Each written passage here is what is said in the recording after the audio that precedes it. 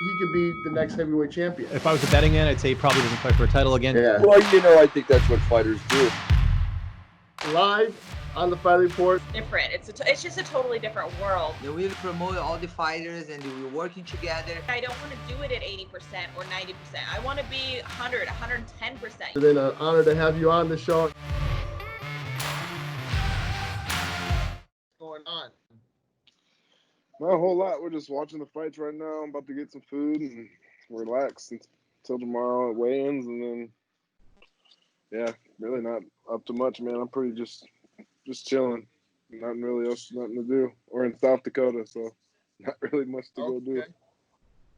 That's true, man. Well, definitely, we appreciate you being on the show, and of course, we're talking to LFA Heavyweight Pro Darion Abbey on the show. Who fights, of course, Mitchell Stipe at LFA 85. Check it out. Friday, UFC Fight Pass.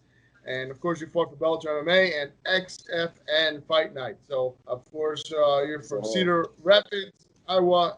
And we appreciate you taking time to be on the show and talk about, obviously the opportunity to fight during the pandemic is huge. And why you're excited to show off your skills this Friday night. For sure. It's been a while, man. I haven't done MMA in 14 months, I think. I think my last fight was in January, so now it's boxing. So I'm just ready to get in there and do what I love, for real. Yeah, it's been a while. I think last June was my last MMA fight, so it's been a while. And talk about training during the shutdown. Like, what kept you motivated during this time? Well, it was hard to stay motivated because, I was supposed to do the XFN tournament again. They have that coming up in August, but it was originally supposed to be in March. So I was getting ready for that. It got pushed back to June, and then it got pushed back to August. So it's annoying more than anything, especially when you're getting ready every day and it just keeps getting pushed back. And then about a month ago, I was in Florida training down there, and my manager called me and offered me a fight, and here we are a month later about to get to it. So pretty excited.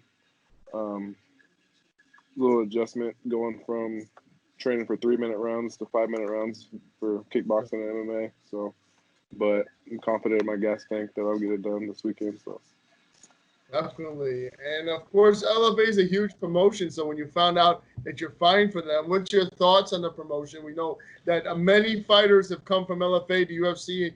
When you can look at the RFA and the Legacy Fighting Championship combined, it's well over 200. Yeah, for sure. It's an honor, for sure, especially to be able to bounce back from my Bellator loss. Hopefully this will be able to get me back on the right track to showing that I belong at those top levels. And I not only got 2 pro fights, but I definitely feel like I belong at the next level, you would say. So I'm excited to be able to fight for them. They definitely have the following to get me where I want to be. So I'm definitely excited about that. Sure. And when you found out you're fighting Mitchell Stipe, talk about him. He's 4-2. He was on the Dana White Tuesday Night Contenders Series previously. How do you feel you're going to match up with him? What do you think he's going to bring in this fight that you are really happy to engage him with? I think it's game. I don't think he's going to try to wrestle me. So that's a plus, I guess. I don't think it's ever fun to have to wrestle the whole fight. But I think he's just going to try to bring it to me. I think he's going to come forward, and that's helpful for me because I'm a striker, and I feel like I'm going to be able to put my shots where I need them to go and put them down pretty. I'm not going to say easy or pretty fast or anything like that because this fight, anything can happen. But I'm definitely confident that I'll get it done pretty quick. First or second. For sure. And then, the fact there's no fans going to be there in the venue, how do you feel like you're going to react to that? Do you feel like it's actually going to be a benefit than a hindrance? Because you'll be able to definitely, I think it's kind of less. Sorry, I didn't mean to interrupt you. It's definitely different, but I think I like it because it's just basically just a gym setting. I'll hear my coaches, I'll hear his coaches. I don't have that extra attention from the crowd. Just me and him, no one else really. I'll be able to do what I do and hopefully get the job done. For sure. And talk about the safety and test. Was there any kind of testing for you athletes here? Yeah, a lot of it. Yeah, man, it was. I mean, it wasn't a lot. It's just I wasn't a fan of the whole actual test. I kind of dreaded that more than the fight itself. Was having to get that thing stuck up my nose, man. It was it was super uncomfortable. It ended up not being too bad though. But yeah, that's what I was. I was more scared of the damn COVID test than I was the freaking fight. This going into this thing. Yeah, that's true, man. Yeah, it's very uncomfortable, man. I'm not feeling it. I hope I don't got to do it again for the fight. They haven't said I had to, but I hope I don't have to. It was very uncomfortable. Right. Yeah, I know it's difficult. I've actually had an ear, nose, and throat doctor examine me before, so I actually know what I that got it feels done when like I a was little a bit. kid. I used to get bloody Yeah. noses, and they had to stick the Vaseline up my nose. I remember that being the worst thing ever, but it wasn't as bad as. And if I was just a kid and was being a little baby about it, but so that could be most of it. Definitely. But, yeah. Other than that, I mean, they're being pretty chill. We got to wear a mask and stuff around here, but other than that, they said we can go out and try not to do nothing crazy. But like, if we got to go to the store, get some food, get some groceries, we're allowed to do that. So it's not complete lockdown, kind of like how Fight Island, I guess, was. They said it was quarantined for 48 hours over there. So Right. I'm glad I'm not stuck in my room for 2 days. Lose my mind. Definitely. So this was only a 24-hour quarantine, probably, right? I don't even think we're technically quarantined. I mean, Okay. they said just try to stay away from people as much as possible. But if we have to go somewhere, we have to go somewhere. You know. Definitely. So they're being cool about it. We And- got here and there's other people in the lobby without masks. So there's other tenants here. So they must be not too worried about it.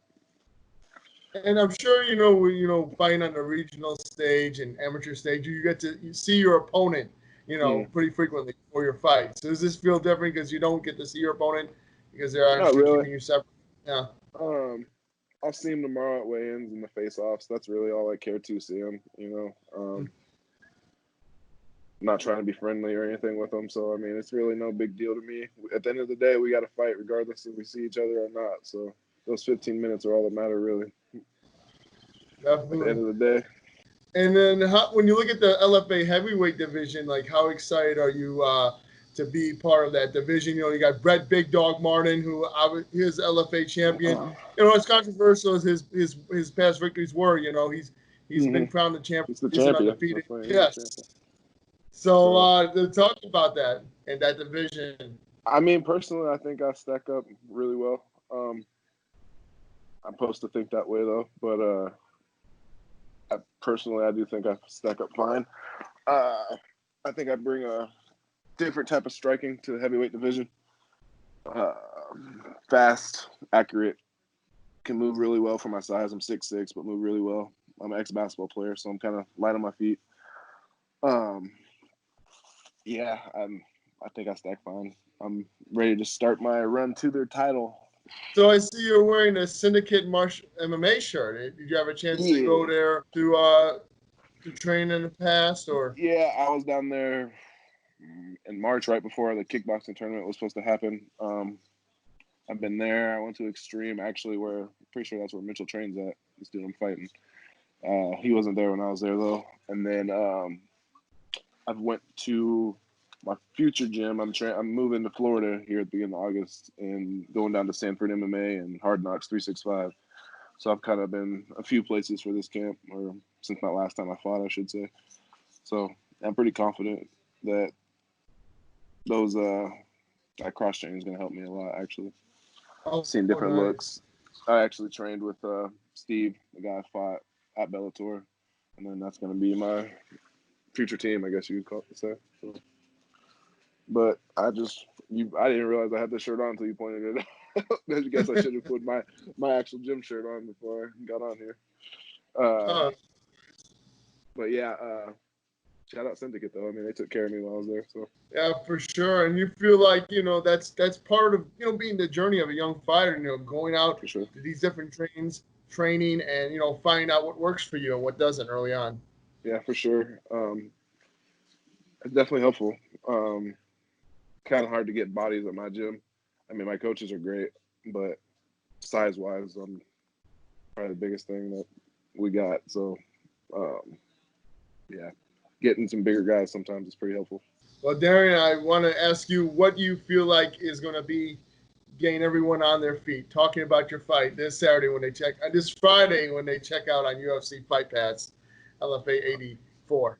They can expect hopefully a highlight. I'm looking to end it in spectacular fashion so I can get my name back there and get back on the map, man. It's been a while since I've done MMA, like I said, so I'm looking to get a big finish this weekend. Big finish. Definitely, man. I feel like you definitely got the look, and like, you know, people see your size, they're gonna want to be following you, especially after a big performance. Hopefully. Like you have that big appeal. I'm pretty friendly too, so pretty easy to get along with. I like to think anyway. So I'm usually interacting with people on your page on your Instagram. Sometimes it's negative towards other people. Sometimes it's positive. You know, Sure. It just happens with social media nowadays, I guess.